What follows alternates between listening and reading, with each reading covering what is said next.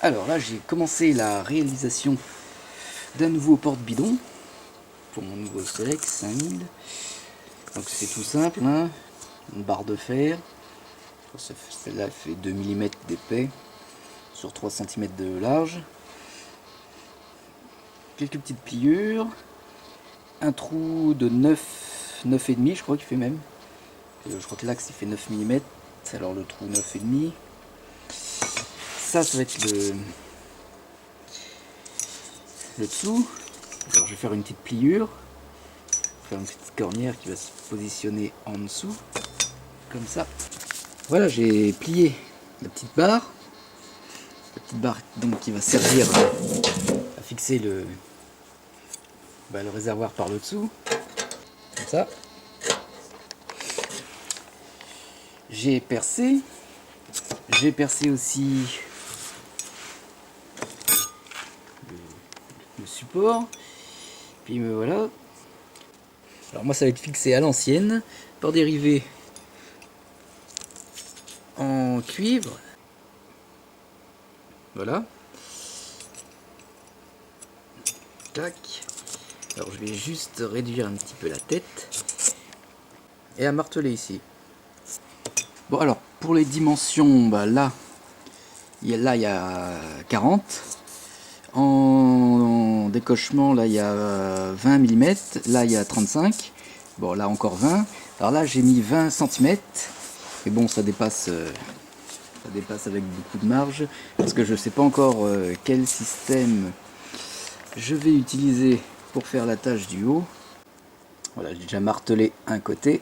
Et avant de faire l'autre côté, et c'est quand même une petite vérification. On vérifie l'équerrage de la pièce, qu'elle soit bien perpendiculaire. Et on martèle le deuxième rivet. Voilà, les deux rivets sont posés. De ce côté-là, on donne un petit coup de lime sur les têtes de rivets pour diminuer un peu l'épaisseur. Donc là, ça commence à prendre forme. On peut déjà poser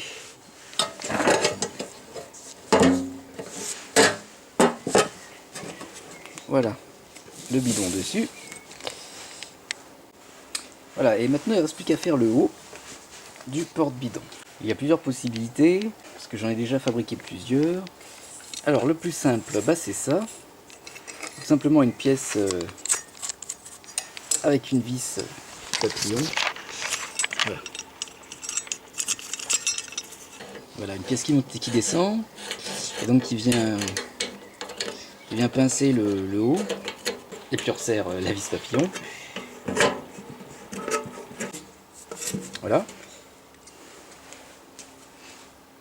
Voilà, ça c'est le modèle le plus simple. Ensuite, sinon il y a ce modèle là, c'est plus compliqué. Je m'étais inspiré de ceux qui existent déjà, quoi. C'est une pièce avec un ressort. Bon, c'est assez chiant à fabriquer par contre. Ou sinon, voilà, puis le troisième modèle de porte-bidon que j'ai fabriqué, qui est sur mon 5000, c'est ce système là en fait. C'est un ressort qu'une plaque pliée, donc c'est assez simple aussi à fabriquer. Je vais peut-être refaire celui-là finalement. Si vous voulez que je fasse celui-là, tapez 1. Pour les autres, tapez 2 et 3. Voilà, non, je vais peut-être refaire celui-là finalement, il est assez simple. C'est que de la pliure en fait. Bon, finalement, j'ai opté pour ce système-là de mon 5000 blanc. Alors voilà, j'ai tracé la pièce donc à plat sur le papier. Et j'ai collé le papier sur la plaque de métal. Et après, il n'y a plus qu'à découper. Alors, soit la scie sauteuse, soit si vous avez du courage, à la scie à la main. Donc, finalement, à la main, ça m'a même pas pris 15 minutes. Disons, c'est de la tôle fine, c'est du 1 mm d'épaisseur. Ouais, mais maintenant, il n'y a plus qu'à faire de la pliure, afin que ça ressemble à ça. Voilà, je fais les deux premières pliures. On pense aussi à faire le petit trou pour le ressort. Voilà ce que ça donne. Donc là, si ça frotte, si ça frotte un peu, on limera juste un peu. On meulera juste un peu les bords là. Et on en profite aussi pour faire le trou du bas pour le ressort. Voilà, ensuite pour terminer, On fait les deux dernières pliures, c'est-à-dire la partie du haut, la dernière pliure de la partie du bas aussi. Ensuite, on coupe